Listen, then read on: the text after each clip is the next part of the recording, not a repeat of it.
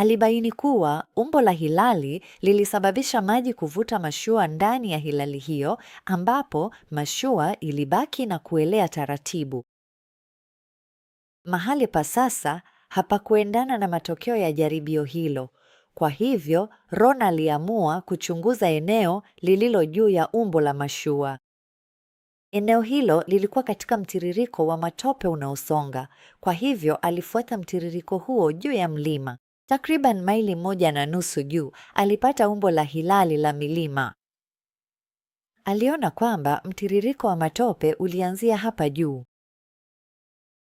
Alipofika karibu na kilele cha ukingo, alipata jiwe la kale la kumbukumbu kama bango la kale ambalo lilionyesha umbo la mashua, ukingo wa mlima unaojulikana, ndege kadhaa na nyuso 8 ndani ya umbo la mashua.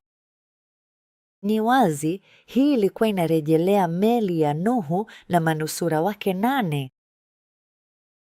Aliona kilele kirefu zaidi cha mlima kwenye jiwe hilo ambacho hakikuonekana tena kutoka eneo hilo. Alihitimisha kuwa ulikuwa volkano ndogo iliyolipuka muda mrefu baada ya safina ya Nuhu kutua, na kwamba ilikuwa imebeba meli hiyo kuteremka mlimani kwa takriban maili 1 ambapo ilikwama kwenye mwamba wa chokaa kisha ikafunikwa na lava.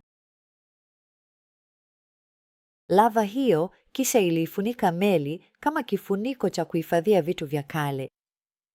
Volkano hiyo kisha iliporomoka baada ya kutoa lava yake yote na haikuonekana tena. Kisha akatoa nadharia kwamba lava ilipoanza kuoza, maji yalipenya ndani na kuruhusu mabaki hayo kugeuka kuwa mawe au visukuku kupitia mchakato unaoitwa ubadilishaji wa madini.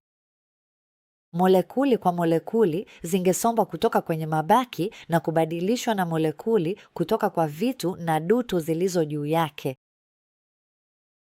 Alipochunguza eneo lililo ndani ya umbo la hilali, alipata sehemu kubwa, takriban futi 120 kwa 40, ya kile kilichoonekana kuwa mbao zilizogeuka kuwa visukuku ardhini.